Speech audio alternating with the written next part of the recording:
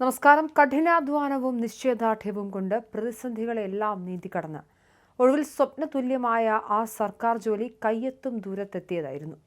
എന്നാൽ ആ സന്തോഷം കുടുംബത്തോടൊപ്പം ആഘോഷിച്ച് തീർക്കുന്നതിന് മുൻപേ വിധി റോഡപകടത്തിന്റെ ക്രൂരരൂപത്തിൽ ആ ജീവൻ തട്ടിയെടുത്തു.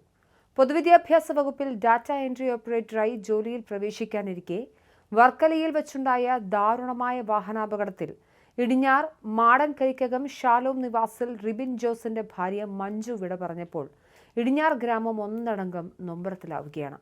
പഠനകാലം മുതൽ മനസ്സിൽ കൊണ്ടു നടന്ന ആഗ്രഹമായിരുന്നു ഒരു സർക്കാർ ജോലി. കുടുംബത്തിലെ പരാധീനതകൾക്കിടയിലും തളരാതെ പഠിച്ച് പൊതുവിദ്യാഭ്യാസ വകുപ്പിലെ ഡാറ്റ എൻട്രി തസ്തികയിലേക്കുള്ള പരീക്ഷയും അഭിമുഖവും പൂർത്തിയാക്കി അവസാനവട്ട ഉത്തരവിനായി കാത്തിരിക്കുകയായിരുന്നു മഞ്ജു. ജോലിയിൽ പ്രവേശിക്കാനുള്ള തയ്യാറെടുപ്പുകൾ തകൃതിയായി നടക്കുന്നതിനിടയിലാണ് തികച്ചും അപ്രതീക്ഷിതമായി മരണമെത്തിയത്. നാട്ടിൽ കുടുംബശ്രീ പ്രവർത്തനങ്ങളിലും സഭയിലെ വിശ്വാസ അധിഷ്ഠിത കൂട്ടായ്മകളിൽ എന്നും മുൻപന്തിയിലുണ്ടായിരുന്ന വ്യക്തിയായിരുന്നു മഞ്ജു. കുടുംബത്തിലെ സന്തോഷങ്ങൾക്കായി എപ്പോഴും ഓടുന്നിരുന്ന അവർ പ്രാർത്ഥനയിലും ദൈവിക കാര്യങ്ങളിലും ആഴമേറിയ വിശ്വാസം പുലർത്തിപ്പോന്നു.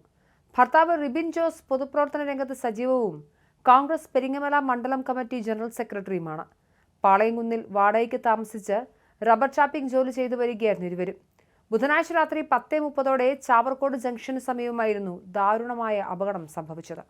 ഭർത്താവിന്റെ കൂട്ടുകാരന്റെ പുതിയ വീട് സന്ദർശിച്ച് പാരിപ്പള്ളിയിലെ കടയിൽ നിന്ന് വീട്ടുസാധനങ്ങളും വാങ്ങി പാളയംകുന്നിലേക്ക് മടങ്ങുകയായിരുന്നു മഞ്ജുവും കുടുംബവും.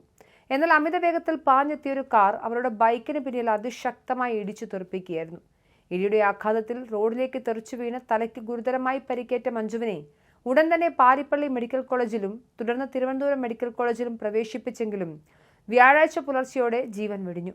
ബൈക്ക് ഓടിച്ചിരുന്ന ഭർത്താവ് റിബിൻ ജോസിനും മക്കളായ ആരോൺ, ആരാധ്യ എന്നിവർക്കും അപകടത്തിൽ പരിക്കേറ്റു.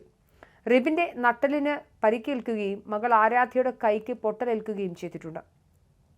അപകടമുണ്ടാക്കി ഉടൻ തന്നെ കാർ ഉപേക്ഷിച്ച് ഡ്രൈവർ സംഭവ സ്ഥലത്തു നിന്നും ഓടി രക്ഷപ്പെട്ടു. അമിത വേഗതയിലെത്തിയ ദുരന്തം വിതച്ച കാർ ഡ്രൈവറെ കണ്ടെത്താനായി അയിരൂർ പോലീസ് അന്വേഷണം ഊർജിതമാക്കിയിട്ടുണ്ട്. നാടിനെയും വീടിനെയും കണ്ണീരിലാഴ്ത്തി മടങ്ങിയ മഞ്ജുവിന്റെ മൃതദേഹം വൻ ജനാവലിയുടെ സാന്നിധ്യത്തിൽ ഇടിഞ്ഞാറ ചർച്ച് ഓഫ് ഗോഡ് സെമിത്തേരിയിൽ സംസ്കരിച്ചു. പ്രിയപ്പെട്ടവരുടെ സ്വപ്നങ്ങൾ സാക്ഷാത്കരിക്കപ്പെടുന്നത് കാണാൻ കാത്തുനിന്ന കുടുംബത്തിനും ഗ്രാമവാസികൾക്കും ഈ വേർപാട് താങ്ങാവുന്നതിലും അപ്പുറമാണ്. സാധാരണ കുടുംബത്തിന്റെ ആഴമേറിയ നൊമ്പരമാണ് മഞ്ജുവിന്റെ അകാല വേർപാട്. എണ്ണമറ്റ പ്രതിസന്ധികളോട് പൊരുതി നേടിയിട്ട് ജയിച്ച് കയറി വന്നൊരു ജോലിയിൽ അതിൽ പ്രവേശിച്ച് സന്തോഷത്തോടെ ജീവിക്കാൻ ആ പാവം പെൺകുട്ടിക്ക് കാലം ഒരു നിമിഷം പോലും അനുവദിച്ചില്ല. പഠിച്ച് നേടിയെടുത്തൊരു സ്വപ്ന സാക്ഷാത്കാരം കുടുംബത്തോടൊപ്പം ആഘോഷിച്ചു തീർക്കും മുൻപ് എത്തിയ മരണം അവരുടെ പ്രതീക്ഷകളെയൊക്കെ തള്ളിക്കെടുത്തുന്നു. നിമിഷ നേരത്തെ അശ്രദ്ധയും അമിത വേഗതയും കൊണ്ടൊരു കുടുംബത്തിന്റെ തണലും തണൽമരവും ഒരുപോലെ ഇല്ലാതെയാക്കിയ കാർ ഡ്രൈവർക്കായി പോലീസ് തെരച്ചിൽ ഊർജിതമാക്കിയിട്ടുണ്ട്. അമ്മയുടെ ഓർമ്മകൾക്കായി നെഞ്ചുപൊട്ടിക്കരയുന്ന 2 കുരുന്നുകൾക്ക് ആശ്വാസമേകാൻ ഇനി യാതൊരു നഷ്ടപരിഹാരങ്ങൾക്കും സാധിക്കില്ല.